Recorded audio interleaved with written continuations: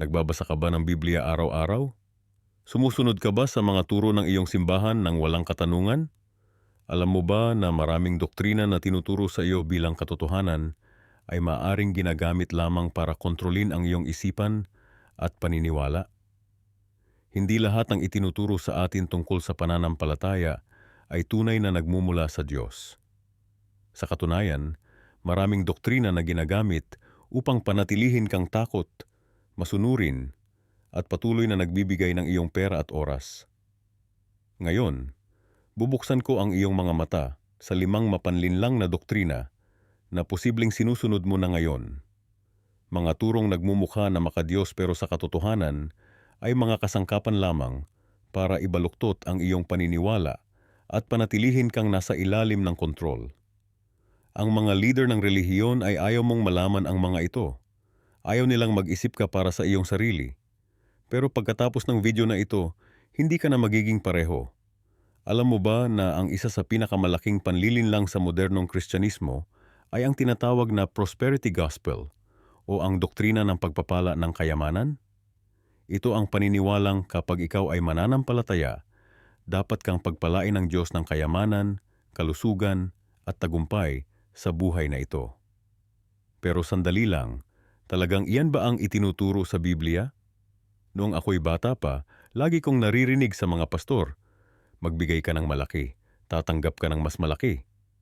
Nakakaakit, hindi ba? Sino ba ang hindi gustong maging mayaman? Sino ang ayaw ng kotse, malaking bahay, at bangkong puno ng pera? At kung sasabihin sa iyo na ang Diyos mismo ang magbibigay nito, sino ang tatanggi? Pero habang lumalim ang aking pag-aaral sa Biblia, natuklasan ko ang isang nakakabahala. Ang doktrinang ito ay hindi lamang mali, ito ay mapanganib na pagbabaluktot ng tunay na mensahe ni Kristo. Tingnan natin ang mga katotohanan. Si Jesus, ang sentro ng ating pananampalataya, ay ipinanganak sa isang sabsaban, hindi sa palasyo. Siya ay anak ng karpintero, hindi ng emperador. Nang siya'y magturo, sinabi niya, mahirap para sa mayayaman na pumasok sa kaharian ng langit. Hindi niya sinabi, lahat kayo ay magiging mayaman kapag sumunod kayo sa akin. Ang katotohanan? Ang prosperity gospel ay isang modernong katang-isip na nagsisilbi sa ating pagnanasa sa material na bagay. Ito'y isang mahusay na halimbawa ng kung paano ginagamit ang relihiyon para sa personal na kapakinabangan ng iilan. Nakakalungkot na maraming pastor na nagpapayaman sa pamamagitan ng pagbebenta ng pag-asa sa mga desperadong tao. Magbigay ka ng 10% at babalik sa iyo ng 100 beses. Pero sino ang nakikinabang? Karaniwang ang mga pastor na may private jet at mansion, habang ang karaniwang miyembro ay patuloy na naghihirap. Sa Biblia, si Apostol Pablo ay nagturo ng kabalintunaan, sapagkat walang anumang dala tayo sa mundong ito at wala rin tayong madadala pag-alis natin. Si Jesus mismo ay nagbabala, mag-ingat kayo sa lahat ng uri ng kasakiman, sapagkat ang buhay ng isang tao ay hindi nasusukat sa dami ng kanyang ari-arian. Ang katotohanan ng Kristyanismo ay hindi tungkol sa material na kayamanan. Ito'y tungkol sa espiritual na kayamanan, pagmamahal, kagalakan, kapayapaan, pagtitiis, kabutihan, kabaitan, katapatan, kaamuan, at pagpipigil sa sarili. Ito ang mga bunga ng espiritu na binanggit ni Pablo. Pero bakit napakalakas ng paniniwalang ito sa ating panahon? Dahil ito'y umaayon sa kulturang konsumerismo.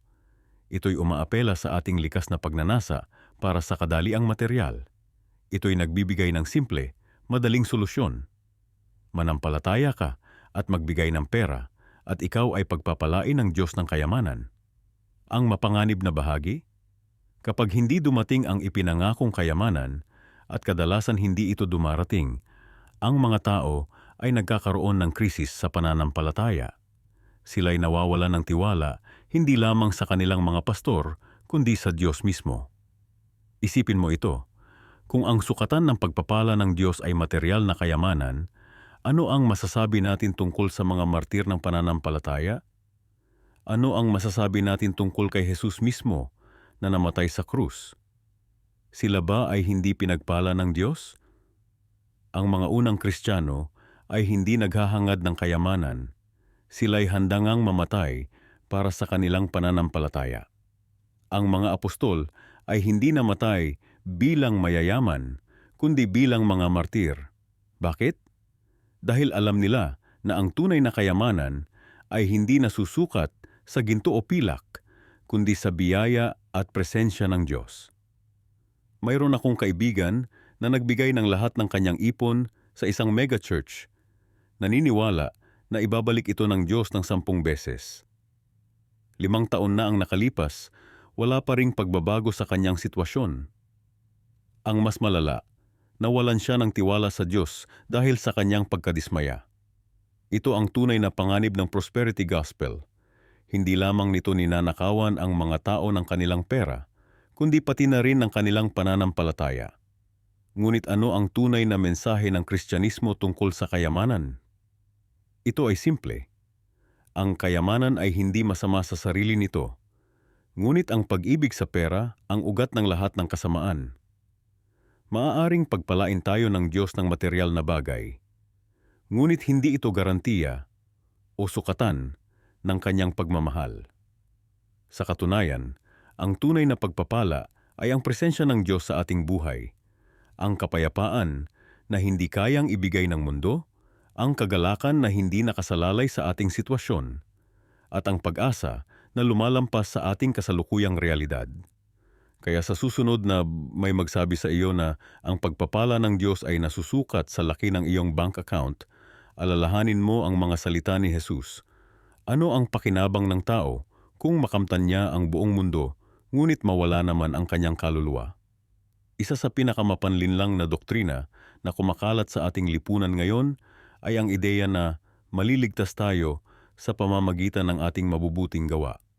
Napakaraming tao ang naniniwala na kung sapat ang kanilang kabutihang ginagawa, kung sapat ang kanilang pagtulong sa kapwa, kung sapat ang kanilang pagbibigay ng limos, at kung sapat ang kanilang pagsisimba, ay makakapasok sila sa langit. Pero tandaan natin, ito ay isang malaking kasinungalingan. Isipin mo ito. Kung kaya nating iligtas ang ating sarili sa pamamagitan ng mabubuting gawa, bakit pa kailangan mamatay ni Jesus sa krus? Bakit pa siya nagdusa ng napakatinding sakit at kahihiyan kung kaya naman pala nating iligtas ang ating sarili? Hindi ba't nagiging walang silbi ang kanyang sakripisyo? Ang katotohanan ay ito. Ang kaligtasan ay hindi maaaring makamit sa pamamagitan ng mabubuting gawa.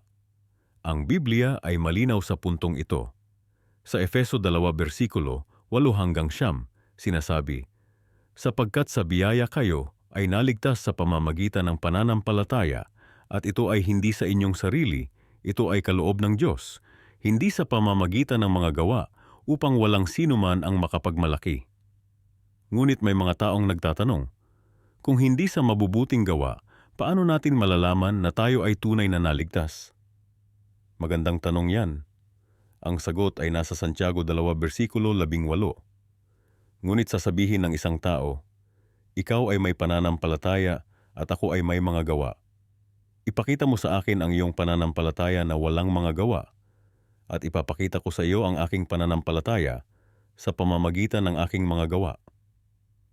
Nakikita niyo ang pagkakaiba? Hindi tayo gumagawa ng mabubuting bagay para maligtas.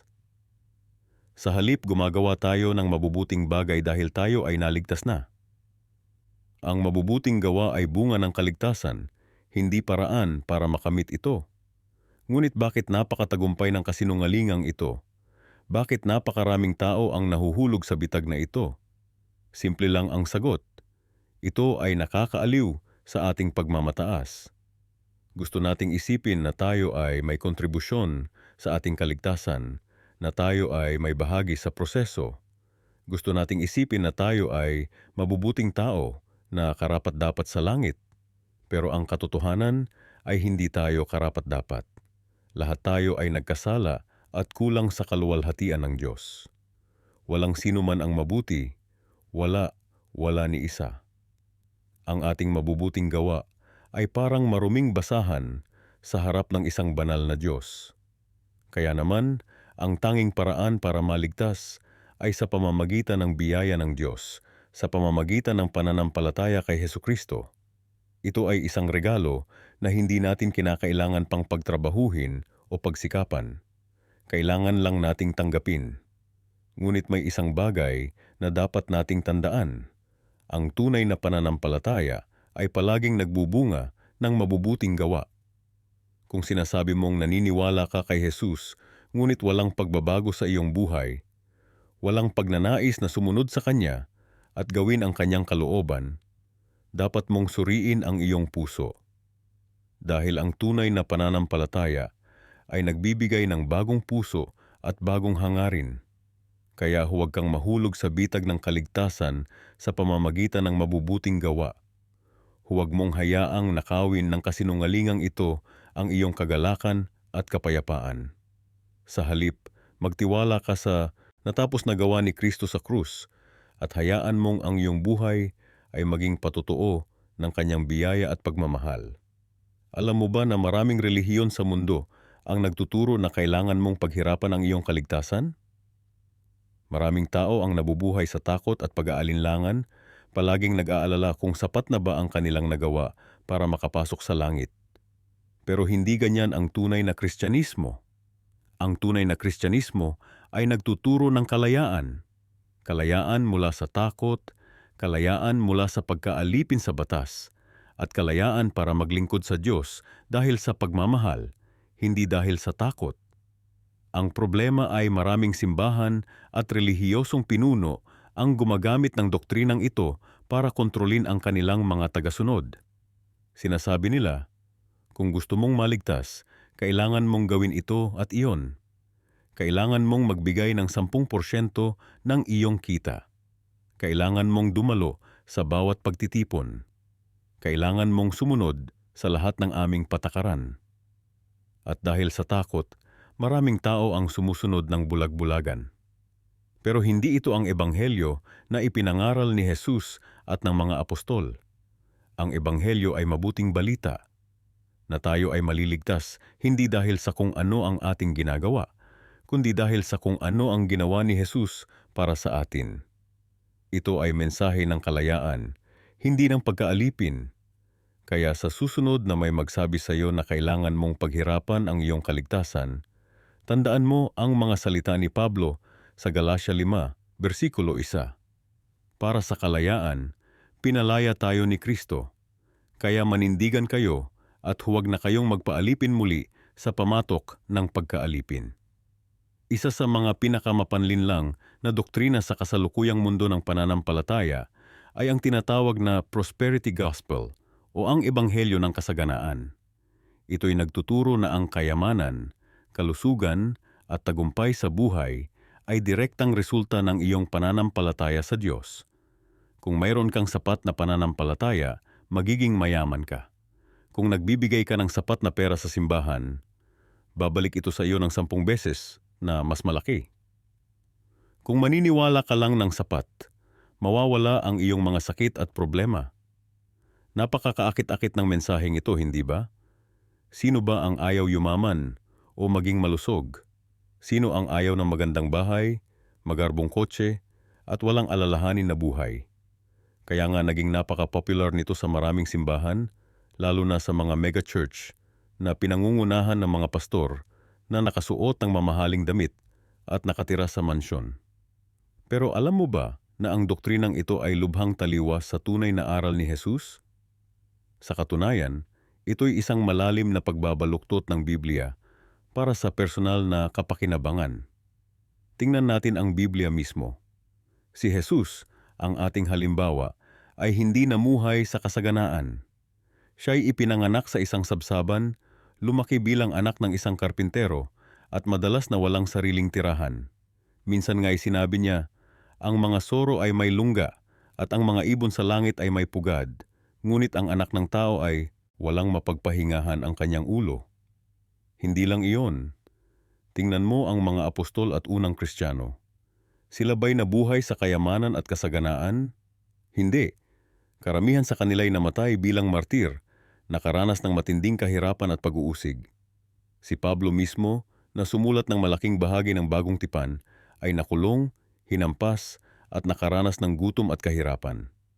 Ang nakakalungkot pa, Ang doktrinang ito'y nagdudulot ng malaking pinsala sa mga tao. Isipin mo, kung naniniwala kang ang kayamanan ay palatandaan ng pagpapala ng Diyos, ano ang ibig sabihin nito para sa mga mahihirap? Para sa mga taong may malubhang sakit? Ibig sabihin ba'y hindi sila pinagpapala ng Diyos? Nakulang ang kanilang pananampalataya? Nakakakilabot isipin na maraming tao ang naghihirap sa matinding guilt at pagdududa sa sarili dahil sa maling doktrinang ito. May kilala akong babae na nagbigay ng huling pera niya sa isang prosperity preacher. Umaasang babalik ito ng 10 beses. Alam mo kung ano ang nangyari? Walang dumating. At ngayon, bukod sa kahirapan, nagdurusa pa siya sa pakiramdam na baka hindi sapat ang kanyang pananampalataya. Pero ang pinakamapanganib na bahagi ng doktrinang ito ay kung paano nito binabago ang ating relasyon sa Diyos. Sa halip na sambahin natin ang Diyos dahil sa kung sino siya, ang ating manlilikha, tagapagligtas at Panginoon, sinasamba natin siya para sa kung ano ang makukuha natin sa Kanya. Nagiging transaksyonal ang ating pananampalataya. Diyos, bibigyan kita ng 10% ng aking kita at bilang kapalit, bigyan mo ako ng bagong kotse. Ito ba talaga ang uri ng relasyon na gusto ng Diyos sa atin? Isang relasyong batay sa quid pro quo? Malinaw na hindi. Ang tunay na pananampalataya ay hindi tungkol sa kung ano ang makukuha natin mula sa Diyos, kundi kung paano tayo mamumuhay para sa Diyos. Hindi ito nangangako ng madaling buhay, kundi ng makabuluhang buhay. Hindi ito nangangako ng kayamanan, kundi ng kayamanan sa langit. Kaya sa susunod na marinig mo ang isang pastor na nangangako ng material na kayamanan kapalit ng iyong donasyon o pananampalataya, mag-ingat ka. Tanungin mo ang iyong sarili, ito ba ang tunay na aral ni Jesus? O ito ba'y isang pagbabaluktot ng kanyang salita para sa personal na kapakinabangan? Alalahanin mo ang babala ni Jesus tungkol sa mga bulaang propeta. Mag-ingat kayo sa mga bulaang propeta na lumalapit sa inyo na nakadamit tupa, ngunit sa loob ay mga lobo silang maninila. Ang tunay na Kristiyanong buhay ay hindi tungkol sa pagkakaroon ng maraming material na bagay. Ito'y tungkol sa pagmamahal sa Diyos at sa ating kapwa, paglilingkod sa mga nangangailangan, at pamumuhay ayon sa mga prinsipyo ng kaharian ng Diyos, kahit na ito'y magdulot ng kahirapan o pag-uusig. Kaya habang patuloy tayong nabubuhay sa mundong ito, huwag nating hayaang malinlang tayo ng mga matatamis na pangako ng kasaganaan. Sa halip, hangarin natin ang tunay na kayamanan, ang kayamanang hindi masisira ng kalawang o ninakaw ng magnanakaw. Hangarin natin ang kayamanang walang hanggan. Nakita mo na ba kung paano unti-unting nababago ang ating mga paniniwala tungkol sa Diyos? Ito ay nangyayari sa maraming aspeto ng ating pananampalataya, ngunit isa sa mga pinakamapanganib ay ang maling doktrina tungkol sa Espiritu Santo. Sa maraming samahan at kongregasyon sa buong mundo, itinuturo na ang Espiritu Santo ay hindi isang persona ng Trinidad, kundi isang kapangyarihan lamang, isang puwersa o impluensya na nanggagaling sa Diyos Ama. Ito ang ikaapat na doktrina na tila maka-Diyos, ngunit sa katunayan ay nagbabaluktot sa iyong pananampalataya. Isipin mo ito, kung ang Espiritu Santo ay hindi isang persona, kundi isang bagay lamang, paano siya magkakaroon ng pakikipag-ugnayan sa iyo? Paano kanya gagabayan? Paano kanya tutulungan? Hindi ba't nagiging parang remote control na lang, siya na ginagamit ng Diyos Ama para kontrolin ang mga pangyayari sa mundo? Ang katotohanan ay malalim at mahalaga. Ang Espiritu Santo ay hindi lamang isang kapangyarihan o puwersa. Siya ay isang ganap na persona ng Trinidad, kasama ng Ama at ng Anak. Ito ay malinaw na itinuturo sa Biblia, ngunit marami ang sadya o hindi sinasadyang nagbabaluktot nito. Tingnan natin ang ilang katibayan mula sa Biblia. Una, ang Espiritu Santo ay may mga katangiang tanging sa persona lamang maaaring magkaroon. Siya ay may isipan, Roma 0:27, may damdamin, Efeso 4:30, at may kalooban, 1 Corinto 12:11. Isang simpleng puwersa ba ang may kakayahang mag-isip, makaramdam, at magpasya? Hindi, hindi ba? Pangalawa, Ang Espiritu Santo ay gumagawa ng mga bagay na tanging isang persona lamang ang makagagawa. Siya ay nagtuturo, Juan 14:26, nagpapatotoo, Juan chapter 15, namamagitan para sa atin, Roma 8:9 at gumagabay, Roma 8:14. Paano gagawin ng isang hindi persona ang mga ito? Pangatlo, ang Biblia mismo ay tumutukoy sa Espiritu Santo bilang siya at hindi ito. Sa orihinal na Griego, ang mga panghalip na ginagamit para sa Espiritu Santo ay personal at hindi impersonal. Ngunit bakit mahalaga ito? Bakit kailangan nating ipaglaban ang katotohanan ito? Ang pagbabaluktot ng doktrina tungkol sa Espiritu Santo ay hindi simpleng pagkakamali lamang. Ito ay isang malalim na pagbabago na nakakaapekto sa buong pananaw natin sa Diyos at sa relasyon natin sa Kanya. Kung ang Espiritu Santo ay isang kapangyarihan lamang, ang ating relasyon sa Diyos ay nagiging mekaniko at impersonal. Parang sinasabi natin na ang Diyos ay isang malayong nilalang na gumagamit lamang ng puwersa para makipag-ugnayan sa atin. Nawawala ang personal na aspeto ng ating pananampalataya. Isipin mo kung paano ito nakakaapekto sa iyong panalangin. Kung ang Espiritu Santo ay isang kapangyarihan lamang, hindi mo siya maaaring kausapin ng personal. Hindi mo siya maaaring hingan ng paggabay, kaaliwan o tulong. Sa halip, parang hinihiling mo lang na gumana ang isang divine energy sa iyong buhay. Ito ay nagbabago rin ang paraan ng ating pagsamba. Sa halip na sumamba sa Espiritu Santo bilang Diyos, nagiging parang sinasamba natin ang kapangyarihan ng Diyos na hindi personal. Ang mga grupong nagtuturo ng maling doktrinang ito ay kadalasang nagsasabi na ang konsepto ng Trinidad ay hindi matatagpuan sa Biblia. Sinasabi nila na ito ay isang paganong konsepto na idinagdag sa Kristyanismo noong ika-4 na siglo. Ngunit ang katotohanan ay ang Trinidad ay malinaw na ipinapakita sa buong Biblia, mula Genesis hanggang Apokalipsis. Sa bautismo ni Jesus, nakita natin ang Ama, ang tinig mula sa langit, ang anak, si Jesus mismo, at ang Espiritu Santo, bumaba tulad ng isang kalapati. Sa Mateo 28:19, sinabi ni Jesus na bautismuhan ang mga alagad sa pangalan ng Ama at ng Anak at ng Espiritu Santo. Pansinin na sinabi niya pangalan, singular, at hindi mga pangalan, plural, na nagpapahiwatig ng isang Diyos sa tatlong persona. Paano naman ang mga talatang nagsasabi na ang Espiritu Santo ay ibinuhos o ibinigay?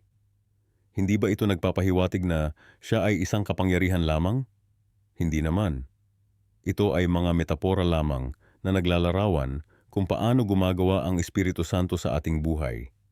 Katulad ng pagsasabi natin na bumuhos ang mga tao sa stadium. Hindi ito nangangahulugan na ang mga tao ay hindi mga persona. Mayroon ding mga grupo na nagsasabi na ang Espiritu Santo at ang Ama ay iisa lamang, o na ang Anak at ang Espiritu Santo ay isa. Ito ay tinatawag na modalism, ang paniniwala na ang Diyos ay nagpapakita lamang sa iba't ibang mode o anyo. Ngunit ito ay hindi totoo. Ang Biblia ay malinaw na nagsasabi na ang Ama, Anak at Espiritu Santo ay magkakaibang persona na may iisang esensya ng pagka-Diyos. Ang pagtatatanggal sa pagkapersona ng Espiritu Santo ay nagbubukas ng pintuan sa maraming iba pang maling doktrina.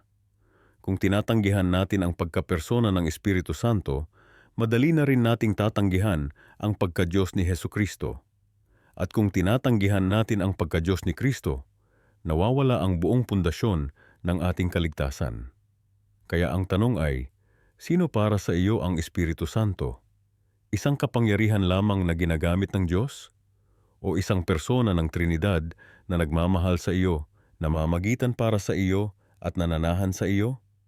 Ang iyong sagot sa tanong na ito ay magdedetermina kung paano ka mamumuhay bilang isang Kristiyano.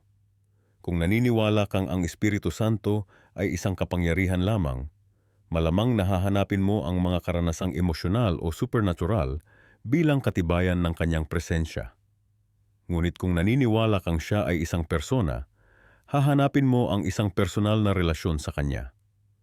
Ang pagbabaluktot ng doktrina tungkol sa Espiritu Santo ay isa sa mga pinakamapanganib na pag-atake sa ating pananampalataya ngayon. Ito ay unti-unting pumapasok sa mga iglesia at mga puso ng mga mananampalataya at marami ang hindi namamalayan ang panganib nito. Paano natin malalaman kung ang ating paniniwala tungkol sa Espiritu Santo ay tama? Simple lang, bumalik tayo sa Biblia. Basahin natin ang mga talata tungkol sa Espiritu Santo at tanggapin natin kung ano ang sinasabi ng salita ng Diyos, hindi kung ano ang sinasabi ng mga tao o ng ating sariling pag-iisip. Alam mo ba na may mga turo sa simbahan na mukhang makadiyos pero sa totoo lang, ginagamit lang para kontrolin ang iyong pag-iisip? Sa mundong puno ng mga mangangaral na nagsasabi na sila ang may hawak ng katotohanan, mahalagang maging mapanuri tayo sa kung anong tinatanggap nating katotohanan. 5 doktrina ang ating tatalakayin ngayon at posibleng magulat ka sa ika-5. Maraming nagsasabi na ito ang pinakamapanganib sa lahat. Pero bago tayo dumating doon, pag-usapan muna natin ang 4 na nauna. Ang unang doktrina ay ang prosperity gospel o ang ebanghelyo ng kasaganaan. Ito ang turo na kung talagang malakas ang iyong pananampalataya, pagpapalain ka ng Diyos ng sobra-sobrang kayamanan at kaginhawaan sa buhay. Kung titingnan mo ito ng mabilis, mukhang maganda at nakaka-inspire, di ba? Sino ba naman ang ayaw yumaman at maging matagumpay? Pero sa likod nito, may malalim na problema. Sinasabi nito na ang mga mayayaman lang ang tunay na pinagpala ng Diyos. Paano naman ang mga taong naghihirap pero matatag ang pananampalataya? Ibig sabihin ba, kulang ang kanilang pananampalataya? Ito ang mapanganib na mensahe ng doktrinang ito. Ginagamit ito ng ilang mangangaral para magbenta ng mga prayer oil o blessed handkerchief na di umano'y magdadala ng biyaya sa iyong buhay. Pero sa katotohanan, sila lang ang yumayaman. Tandaan natin na si Jesus mismo ay namuhay ng simple. Hindi siya nagpakasasa sa kayamanan. Ang tunay na kayamanan ay hindi nasusukat sa laman ng iyong bulsa, kundi sa laman ng iyong puso. Ang ikalawang doktrina naman ay ang blind obedience o bulag na pagsunod. Ito ang turo na dapat sundin mo ang iyong pastor o leader ng simbahan nang walang tanong dahil sila raw ang binigyan ng Diyos ng autoridad. Maraming pastor ang nagsasabi, "Huwag mong tanungin ang aking autoridad dahil ito ay mula sa Diyos." Pero isipin mo, ang tunay na autoridad ba ay natatakot sa mga tanong? Hindi ba't maging si Jesus ay nagbigay ng pagkakataon sa mga tao na magtanong? Ang tunay na pananampalataya ay hindi bulag. Ito ay nakikita ang katotohanan at tinatanggap ito ng may pangunawa. Kaya nga tayo binigyan ng Diyos ng isip para gamitin ito sa pagkilala ng katotohanan. Maraming kulto ang nagsimula sa doktrinang ito. Natatandaan niyo ba ang Jonestown Massacre noong 77 taon, kung saan mahigit 700 katao ang nagpakamatay dahil sa bulag na pagsunod sa kanilang leader? O ang Heaven's Gate cult noong 77? Lahat ng ito ay nagsimula sa simpleng turo. Sumunod ka lang ng walang tanong. Ang ikatlong doktrina ay ang fear-based salvation o kaligtasang nakabatay sa takot. Ito ang turo na ang Diyos ay isang galit na hukom na naghihintay lang na magkasala ka para parusahan ka. Ang mensahe nito, kung hindi ka susunod, mapupunta ka sa impyerno. Ang takot ay maaaring maging mabisang kasangkapan para kontrolin ang isang tao. Kapag takot ka, hindi ka na nag-iisip ng maayos. Sumusunod ka na lang dahil sa takot, hindi dahil sa pag-ibig o pagkaunawa. Pero ang tunay na pananampalataya ba ay dapat nakabatay sa takot? Hindi ba't sinabi ni Apostol Juan na ang perpektong pag-ibig ay nagpapalayas ng takot? Ang ika-4 na doktrina ay ang isolation mentality o mentalidad ng paghihiwalay. Ito ang turo na dapat ihiwalay mo ang iyong sarili sa mundo dahil masama ang mundo. Dapat daw ay makisalamuha ka lang sa mga kapwa mo mananampalataya. Mukhang makadiyos ito, di ba? Pero isipin mo, paano mo maibabahagi ang iyong pananampalataya kung lagi kang nakahiwalay? Hindi ba't sinabi ni Jesus na tayo ay asin at ilaw ng mundo? Paano magiging asin at ilaw kung lagi tayong nakatago? Ang doktrinang ito ay ginagamit para kontrolin kung sino ang nakakausap mo, anong impormasyon ang natatanggap mo, at kung paano mo iniisip ang mundo. Kapag nakahiwalay ka, Mas madali kang ma-manipulate dahil wala kang ibang perspektibo. At ngayon, dumating na tayo sa ikalimang doktrina na para sa marami ang pinakamapanganib sa lahat. Ito ay ang divine exemption o banal na exemption. Ito ang turo na ang mga pinuno ng simbahan ay hindi maaaring magkamali o magkasala dahil sila ay pinili ng Diyos. Napansin mo ba na kapag may nagawa silang mali, laging may dahilan? Sinusubok lang sila ng Diyos. Tao lang sila. Hindi natin dapat husgahan ang mga pinili ng Diyos. Pero kapag ikaw ang nagkamali, iba ang trato. Ikaw ay makasalanan na dapat magsisi. Ang mapanganib dito ay hindi lang ang double standard. Ang mas malala ay ang paggamit ng pangalan ng Diyos para protektahan ang mga pang-aabuso. Ilang eskandalo na ba ang nabalitaan natin tungkol sa mga pastor o religious leader na nang-abuso ng kanilang kapangyarihan pero pinoprotektahan ng kanilang kongregasyon? Ang divine exemption ay nagbibigay ng blanket immunity sa mga leader na gumagawa ng mali. Hindi mo sila dapat tanungin dahil sila ay pinili ng Diyos. Hindi mo sila dapat batikusin dahil sila ay may espesyal na anointment. Ito ang mga pangangatwiran na ginagamit para pagtakpan ang mga kasalanan. Pero tandaan natin na kahit si David, na sinabing lalaking ayon sa puso ng Diyos, ay hindi exempted sa pagkakasala. Nang siya ay magkasala, pinadala ng Diyos si Propeta Nathan para harapin siya. Walang sinuman ang exempted sa accountability. Ang tunay na leader na maka-Diyos ay hindi nagtatago sa likod ng kanyang titulo o posisyon. Hindi niya ginagamit ang pangalan ng Diyos para protektahan ang kanyang sarili mula sa kritisismo o accountability. Kaya ang tanong ngayon, paano mo malalaman kung ang isang turo ay tunay na maka-Diyos o ginagamit lang para manipulahin ka? Una, suriin mo kung ito ba ay nakabatay sa buong konteksto ng Biblia o cherry-picked lang na mga verse. Ikalawa, tingnan mo kung nagpo-promote ba ito ng tunay na pag-ibig, kalayaan, at pag-unawa o kaya naman ay kontrol, takot, at pagsunod na walang tanong. At ikatlo, obserbahan mo ang bunga nito sa buhay ng mga tao. Nagbubunga ba ito ng tunay na pagbabago at kagandahang loob o kaya naman ay pagkakahati-hati at pagmamataas? Hindi lahat ng mukhang maka-Diyos ay tunay na maka-Diyos. Minsan, ang mga doktrinang ito ay ginagamit lang para ibaluktot ang iyong paniniwala at kontrolin ang iyong pag-iisip. Kaya maging mapanuri. Gamitin ang isip na ibinigay sa iyo ng Diyos. At laging tandaan na ang tunay na pananampalataya ay hindi nakabatay sa bulag na pagsunod, kundi sa mapagmahal na relasyon sa Diyos at sa kapwa. Sa mundo ng pananampalataya, maraming doktrina ang inilalahad bilang katotohanan ng Diyos. Ngunit hindi lahat ng ito ay tunay na nagmumula sa kanyang salita. May mga turo na tila maka-Diyos sa unang tingin, pero sa katunayan ay ginagamit lamang upang kontrolin ang mga tao at ibaluktot ang kanilang paniniwala. Napansin ko sa aking maraming taon ng pag-aaral ng Biblia at pakikipag-ugnayan sa iba't ibang simbahan na may mga partikular na doktrina na madalas ginagamit para manipulahin ang mga mananampalataya. Ito ay mapanganib dahil hindi lamang nito nililinlang ang mga tao, kundi inaalis din nito ang tunay na kalayaan na dapat maranasan ng bawat mananampalataya. Ang kalayaan sa pananampalataya ay hindi nangangahulugang gagawin mo kung ano ang gusto mo. Sa halip, ito ay ang pagsunod sa tunay na turo ng Diyos ng may pag-unawa at kusang loob, hindi dahil sa takot o manipulasyon. Kapag ang isang doktrina ay ginagamit para kontrolin ka sa pamamagitan ng takot, guilt o shame, dapat kang mag-isip ng mabuti kung ito ba ay tunay na nagmumula sa puso ng Diyos.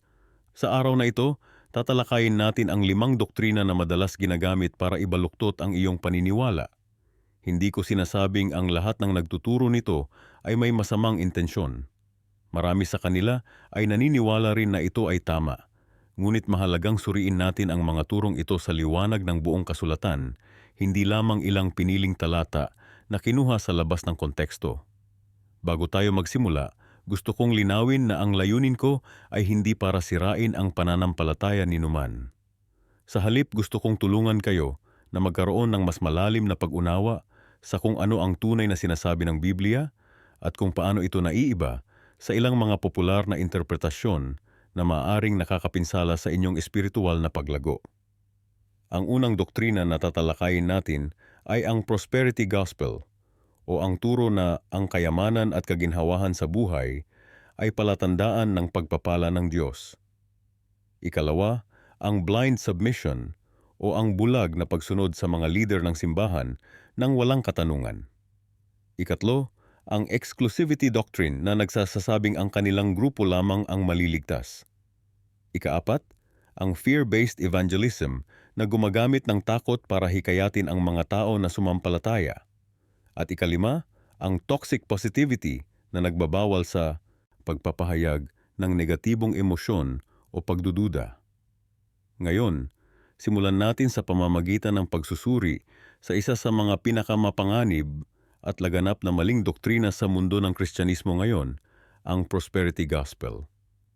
Ang prosperity gospel ay nagtuturo na kung ikaw ay may sapat na pananampalataya, magbibigay ng sapat na pera sa simbahan, o magsasalita ng mga positibong deklarasyon, garantisado kang magiging malusog, mayaman, at matagumpay sa buhay.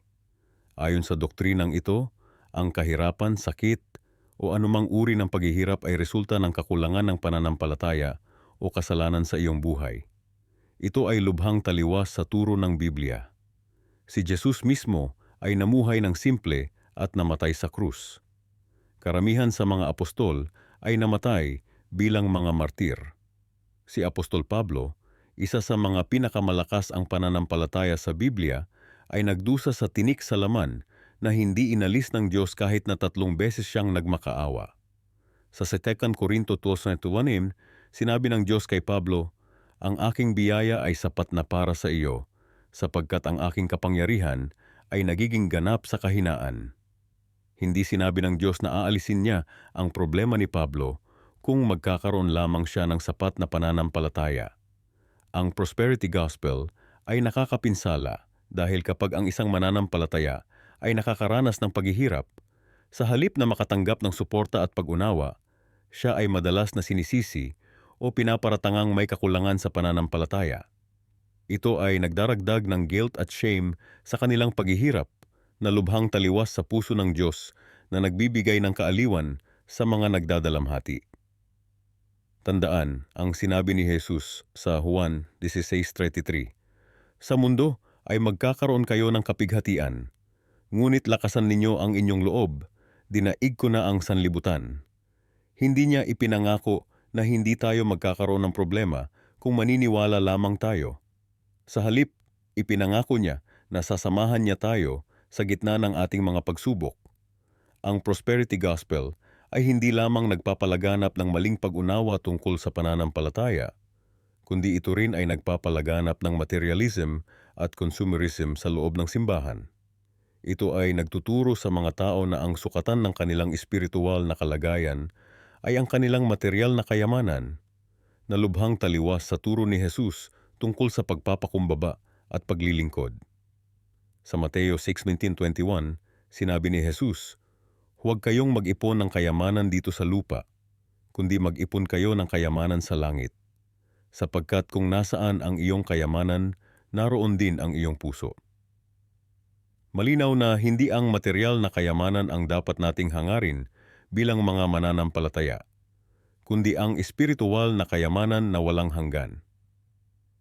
Ang prosperity gospel ay madalas ding ginagamit ng mga leader ng simbahan para hingin ang pera mula sa kanilang mga miyembro. Sila ay nangangako ng pagbabalik ng 100 beses o breakthrough kung magbibigay lamang ang mga tao ng mas malaking halaga. Ito ay manipulasyon at hindi ito ang tunay na kahulugan ng pagbibigay ayon sa Biblia. Sa 2 Korinto 9:7, sinabi ni Pablo, "Ang bawat isa ay magbigay ayon sa pasya ng kanyang puso, hindi mula sa kalungkutan o sa pilitan, sapagkat minamahal ng Diyos ang nagbibigay ng masaya." Ang tunay na pagbibigay ay nagmumula sa puso ng pasasalamat, hindi sa pag-asang makatatanggap ng material na kapalit. Kung ikaw ay naapektuhan ng prosperity gospel, nais kong hikayatin ka na balikan ang Biblia at basahin ito ng buo. hindi lamang ang mga talata na pinili para suportahan ang ideya na ang Diyos ay gusto kang gawing mayaman. Makikita mo na ang tunay na kayamanan sa Biblia ay ang relasyon natin sa Diyos, ang pagmamahal at paglilingkod sa iba, at ang pagkakaroon ng kapayapaan at kagalakan kahit sa gitna ng paghihirap. Ang ikapitong doktrina na dapat nating pag-usapan ngayon ay ang prosperity gospel o ang ebanghelyo ng kasaganaan. Ito ang isa sa mga pinakamapanganib na turo na kumakalat sa maraming simbahan sa buong mundo, lalo na sa ating bansa. Akala mo ito'y nagmumula sa Biblia, pero sa katotohanan, ito'y isang malinaw na pagbaluktot sa tunay na aral ni Kristo.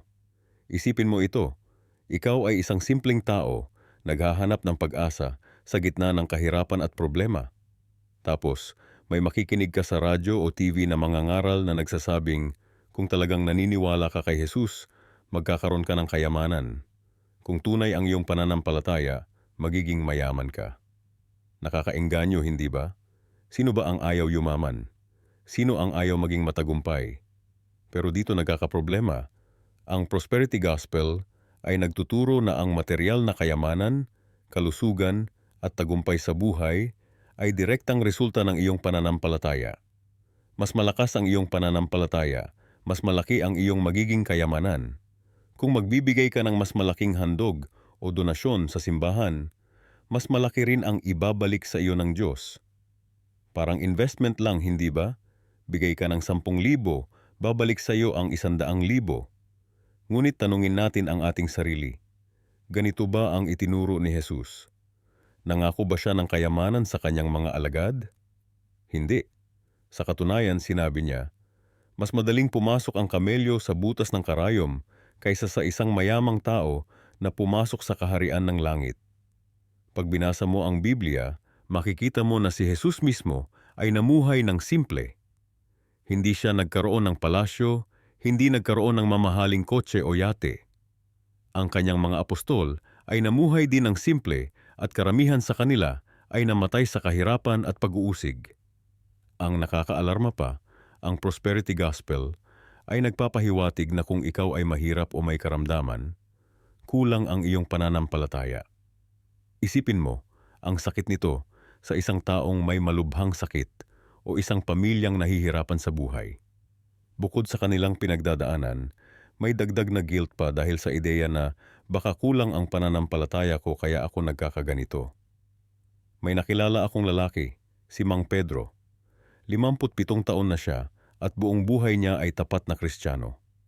Nagtatrabaho siya bilang karpintero. At kahit hindi siya mayaman, masaya siya sa kanyang buhay. Isang araw, nakarinig siya ng sermon tungkol sa prosperity gospel.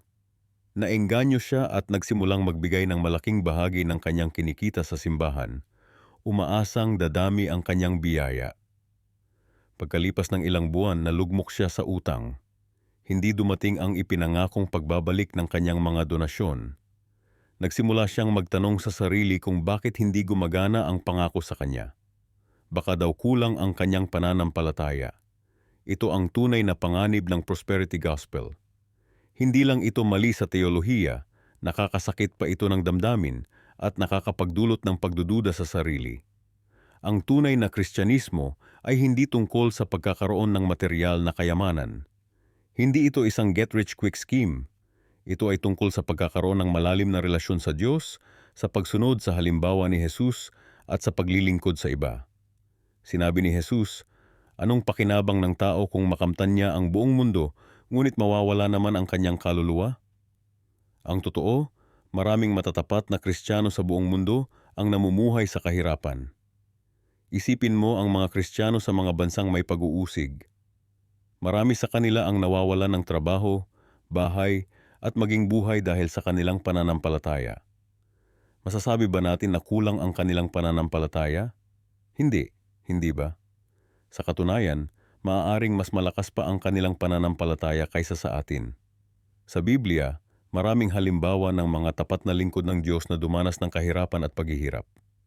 Si Job, na tinawag na walang kapintasan at matuwid, ay nawalan ng lahat ng kanyang ari-arian at mga anak. Si Apostol Pablo ay nakaranas ng gutom, pagkabilanggo, at kalaunan ay pinatay dahil sa kanyang pananampalataya. Maging si Jesus mismo ay namatay sa krus. Kaya sa susunod na may magsabi sa iyo na kung talagang naniniwala ka sa Diyos, magiging mayaman ka, tandaan mo ang mga salitang ito mula sa Biblia. Ang pag-ibig sa salapi ang ugat ng lahat ng uri ng kasamaan.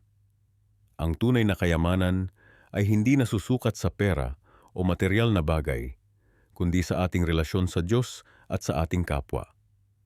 Ang prosperity gospel ay isang modernong bersyon ng sinaunang panlilinlang.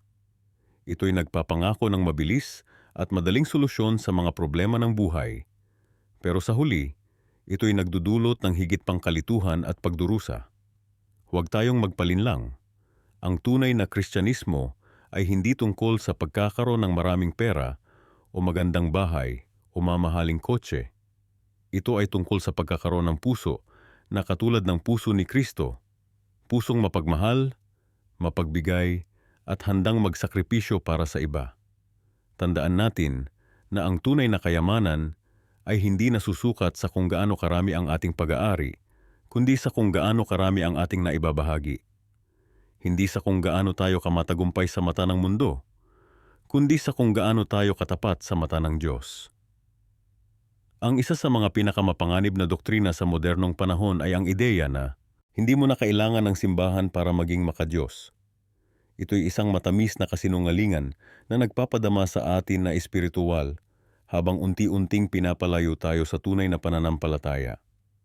Bakit pa ako pupunta ng simbahan kung pwede naman akong manalangin sa bahay? Pamilyar ba ito sa inyo? Siguro narinig mo na ito mula sa kaibigan o baka ikaw mismo ang nagsabi nito. Sa panahon ngayon, marami ang naniniwala na ang personal na relasyon sa Diyos ay sapat na at ang pakikisama sa komunidad ng mananampalataya ay opsyonal na lamang.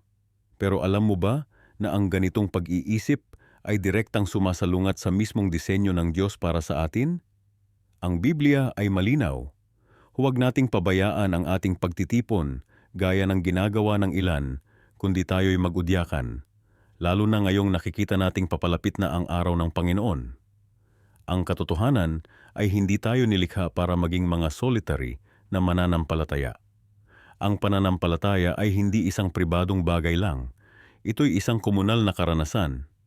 Kapag tinanggal mo ang aspetong ito, hindi lamang ang iyong espiritual na buhay ang naaapektuhan, kundi ang mismong kahulugan ng pagiging Kristiyano ay nababago. Isipin mo ito. Kung ang pagmamahal sa Diyos ay totoo, bakit mo iiwasan ang kanyang pamilya? Paano mo masasabing mahal mo ang Diyos ngunit ayaw mong makasama ang kanyang mga anak? Parang sinasabi mo na mahal mo ang isang kaibigan, pero ayaw mong makita ang kanyang pamilya o pumasok sa kanyang bahay. May nagsabi sa akin minsan, pero maraming hipokrito sa simbahan. Oo, tama ka. At alam mo kung bakit? Dahil ang simbahan ay isang ospital para sa mga makasalanan, hindi isang museo para sa mga santo. Kung perpekto ang mga tao sa simbahan, wala ka dapat doon. At wala rin ako. Ang pagtanggi sa kahalagahan ng simbahan ay nagmumula sa isang mas malalim na problema, ang pagtingin sa pananampalataya bilang isang consumer experience. Gusto nating i-customize ang ating espiritual na buhay ayon sa ating kagustuhan. Gusto nating komportable, convenient, at walang commitment. Pero ang tunay na pananampalataya ay hindi ganyan. Hindi ito tungkol sa kung ano ang makukuha mo, kundi kung paano ka magbibigay. Hindi ito tungkol sa kung ano ang magpapagaan sa iyong buhay, kundi kung paano ka magiging bahagi ng isang bagay na mas malaki kaysa sa iyong sarili. Ang simbahan ay hindi perpekto, totoo yan. Pero ito ay kinakailangan. Ito ay bahagi ng plano ng Diyos. At kapag tinanggal mo ito sa iyong espiritual na buhay, hindi lamang ang iyong pananampalataya ang nawawala ng sustansya, kundi unti-unti kang nagiging madaling target para sa mga maling turo at mga panlilinlang. Sa mundo ngayon na puno ng mga kasinungalingan at kalituhan, kailangan natin ng komunidad na magpapaalala sa atin ng katotohanan. Kailangan natin ng mga kapatid sa pananampalataya na magpapaalaala sa atin kung sino tayo at kung kanino tayo nabibilang. Kaya sa susunod na marinig mo ang sinuman na nagsasabi na hindi na kailangan ng simbahan para maging makadiyos, tandaan mo ito. Ang pagtanggi sa kahalagahan ng simbahan ay hindi lamang isang simpleng pagkakamali. Ito'y isang mapanganib na doktrina na unti-unting lumalason sa iyong espiritual na buhay. Ang tunay na kalayaan ay hindi natagpuan sa pagiging malaya mula sa simbahan.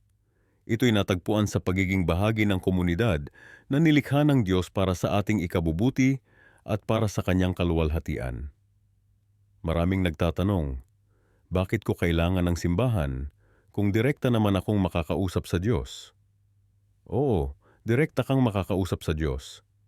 Pero ang tanong ay, gusto mo bang marinig ang kanyang sagot?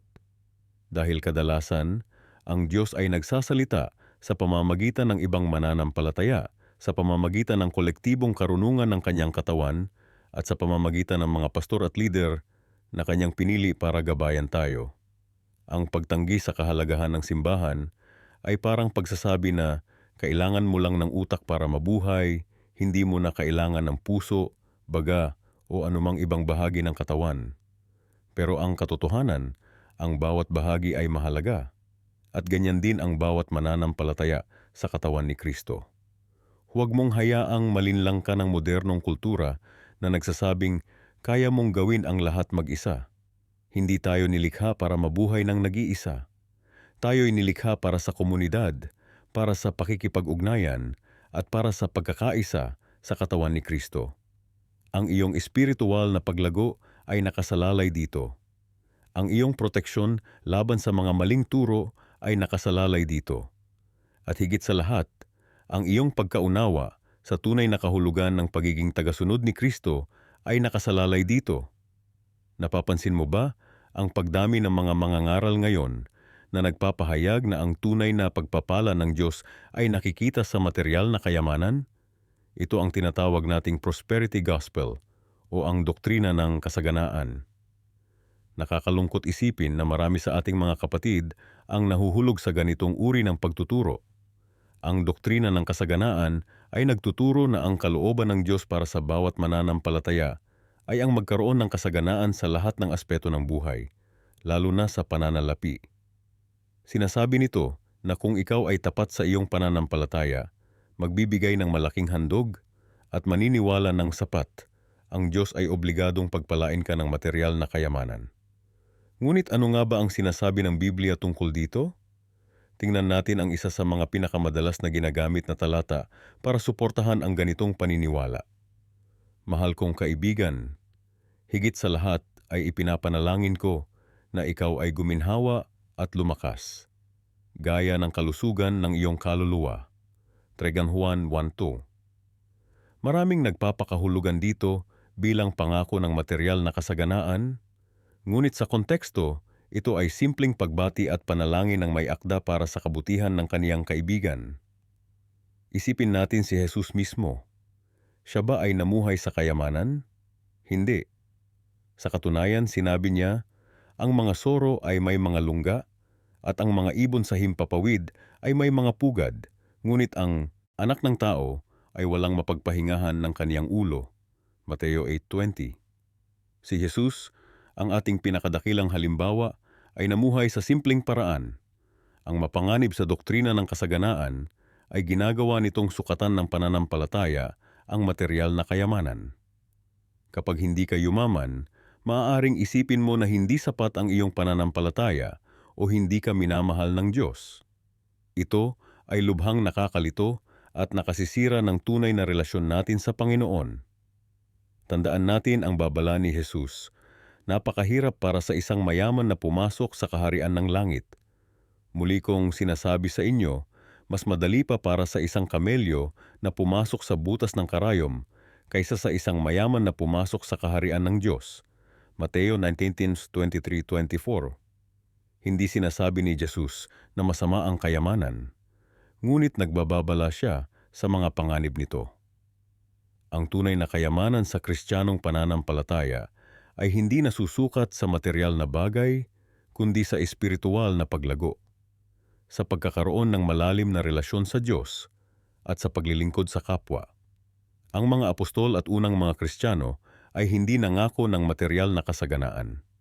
Sa katunayan, marami sa kanila ang namatay sa kahirapan at pag-uusig. Kaya sa susunod na may magsabi sa iyo na ang pagmamahal ng Diyos ay masusukat sa laki ng iyong bangko, tandaan mo ang mga salitang ito. Ano ang pakinabang ng tao kung makamtan niya ang buong mundo, ngunit mawawala naman ang kaniyang kaluluwa? Marcos 8:36. Hindi lahat ng kumikinang ay ginto, at hindi lahat ng doktrinang tumutunog na makadiyos ay tunay na nagmumula sa Diyos. Suriin natin ang lahat ng bagay sa liwanag ng buong kasulatan, hindi lamang sa ilang piling talata na kinuha sa labas ng konteksto. Sa ating paglalakbay ng pananampalataya, huwag nating hayaang ang mga maling doktrina tulad ng prosperity gospel ang magdikta ng ating relasyon sa Diyos. Ang tunay na kayamanan ay hindi nasusukat sa pera, kundi sa kapayapaan, kagalakan, at kaganapan na matatagpuan lamang kay Kristo.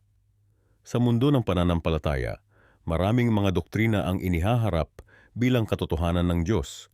Ngunit sa katunayan, ito ay ginagamit lamang para manipulahin ang iyong pag-iisip at paniniwala.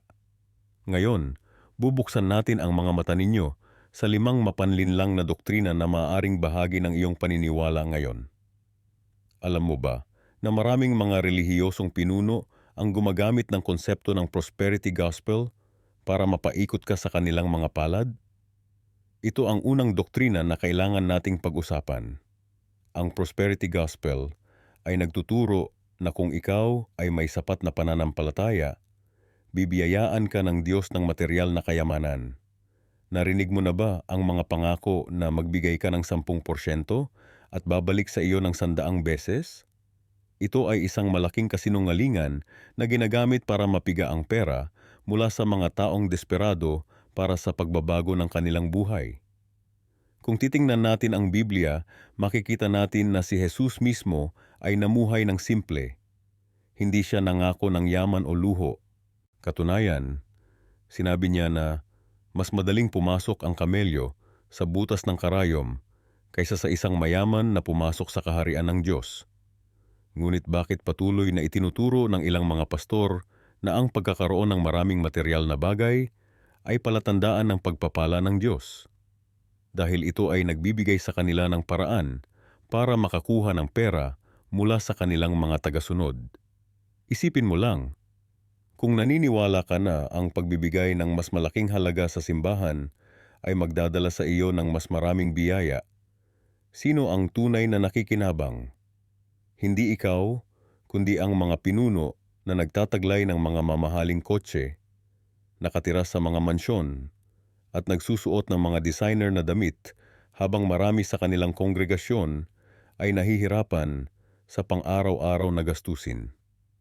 Ang ikalawang mapanlinlang na doktrina ay ang konsepto ng blind obedience o bulag na pagsunod. Madalas nating naririnig ang mga salitang, "Huwag mong questionin ang iyong pastor, siya ay pinili ng Diyos." Ito ay isang mapanganib na paniniwala na nagbibigay ng walang hanggang kapangyarihan sa mga taong maaaring abusado ito. Sa Biblia, maging si Apostol Pablo ay hinimok ang mga taga-Berea na suriin ang kanyang mga turo batay sa kasulatan. Sila ay pinuri dahil sinisiyasat nila ang kasulatan araw-araw upang malaman kung ang mga bagay na ito ay totoo. Ngunit ngayon, maraming kongregasyon ang tinuturuan na huwag magtanong, huwag mag-isip para sa kanilang sarili, at basta sumunod na lamang sa anumang sabihin ng kanilang leader. Ito ay nagbibigay daan sa pang-aabuso ng kapangyarihan. Naririnig natin ang mga kwento ng mga pastor na nakikipagrelasyon sa mga miyembro ng kanilang kongregasyon, nangungurakot ng pera, o nagtataguyod ng mga personal na agenda sa ilalim ng maskara ng kalooban ng Diyos. Kapag walang accountability, walang checks and balances, ang kapangyarihan ay nagiging katiwalian. Pangatlong doktrina na kailangang buksan ang iyong mga mata ay ang fear-based evangelism o pangangaral na nakabase sa takot. Ito ay kapag sinasabi sa iyo na kung hindi ka susunod sa isang particular na set ng mga tuntunin o kung hindi ka sasapi sa isang particular na denomination, ikaw ay mapupunta sa impyerno. Ito ay ginagamit para kontrolin ka sa pamamagitan ng takot. Si Jesus ay hindi nagministeryo sa pamamagitan ng pagbabanta o pananakot. Siya ay nag-alok ng pag-ibig, pagpapatawad, at pagpapapagaling. Sinabi niya na ang kanyang pasanin ay magaan at ang kanyang pamatok ay madali. Ngunit maraming mga relihiyosong grupo ang nagpapalaganap ng mensahe ng paghatol at kaparusahan kaysa sa pag-ibig at biyaya. Isipin mo kung paano ito nakakaapekto sa iyong relasyon sa Diyos. Kung palagi kang nabubuhay sa takot na baka magkamali ka at maparusahan, paano ka magkakaroon ng tunay na relasyon ng pag-ibig sa Kanya? Ang takot ay hindi nagbibigay ng kalayaan. Ito ay nagbibigay ng pagkaalipin. Ang ikaapat na mapanlinlang na doktrina ay ang isolation doctrine o doktrina ng paghihiwalay. Ito ay kapag sinasabi sa iyo na dapat mong iwasan ang lahat ng mga tao o grupo na hindi bahagi ng iyong relihiyon o denominasyon dahil sila ay masama o makasalanan. Subalit si Jesus mismo ay nakisalamuha sa mga itinuturing na makasalanan ng kanyang panahon, mga maniningil ng buwis, mga prostitute, at mga taong itinatakwil ng lipunan. Hindi siya nagturo ng paghihiwalay. Sa halip, siya ay nagturo ng pakikipag-ugnayan at pagmamahal sa lahat ng tao, anuman ang kanilang katayuan sa buhay. Kapag sinasabi sa iyo na iwasan ang mga tao na may ibang paniniwala, ito ay paraan para limitahan ang iyong exposure sa ibang mga ideya at pananaw. Ito ay isang taktika ng kontrol. Kapag ikaw ay nakakulong sa isang echo chamber, kung saan ang lahat ng iyong naririnig ay nagpapatibay lamang sa iyong kasalukuyang paniniwala, mas madali kang makontrol at manipulahin. Ang ikalimang at huling doktrina na dapat nating talakayin ay ang selective scripture o selektibong paggamit ng kasulatan.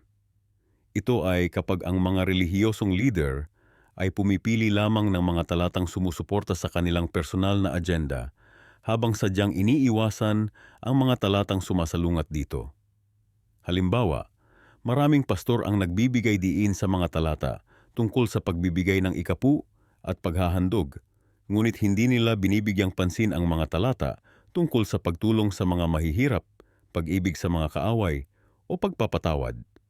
Sila ay selektibo sa kanilang interpretasyon upang maisulong ang kanilang sariling agenda.